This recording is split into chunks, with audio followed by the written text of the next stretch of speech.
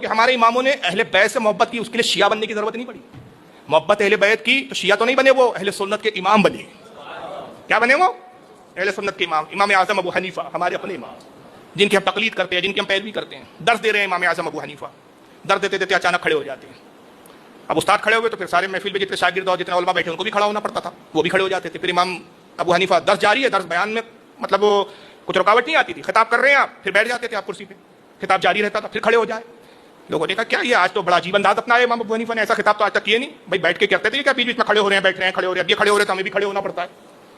تو کسی طرح نہیں گیا تو درمیان خطابت اس نے پوچھ لیا کہ امام میں آپ سے پوچھنا چاہتا ہوں، معذرت چاہتا ہوں، اجازت ہے کہ کچھ سوال کروں؟ کہا پوچھو. کہا یہ خطاب کرنے کا کون سا طریقہ ہے؟ آپ بیٹھتے ہیں اٹھتے ہیں. فرمایا وہ دیکھ رہے ہو کچھ بچے وہاں کھیل رہے ہیں، محفل کے کچھ دور پہ کچھ بچے کھیل رہے تھے. لوگوں نے کہا ہم دیکھ رہے ہیں، اس سے آپ کے اٹھنے بیٹھنے کا کیا تعلق؟ کہا اس میں ایک سید زادہ ہے، وہ گیند پھینکتا ہے، گیند کے لیے اچھلتا ہے، جب وہ کھڑا ہوتا ہے تو مجھے حیا آتی ہے کہ سید زادہ کھڑا اور میں بیٹھا ہوں، اس کے احترام میں کھڑا ہو جاتا ہوں. جب وہ بچہ گیند پکڑ کے نیچے زمین پہ بیٹھتا ہے تو پھر میں بھی بیٹھ جاتا ہوں. ایک سید زادہ، جبکہ وہ کوئی بہت زیادہ معروف سید زادہ نہیں تھا، ایک سید، ایک گھر کا بچ فرد ہے وہ. ایسا نہیں کہ کوئی امام حسین کا بالکل یعنی خاص انہی کی اولاد، اولاد در اولاد در اولاد تھا وہ، لیکن وقت کا امام اس کی تعظیم کر رہا ہے.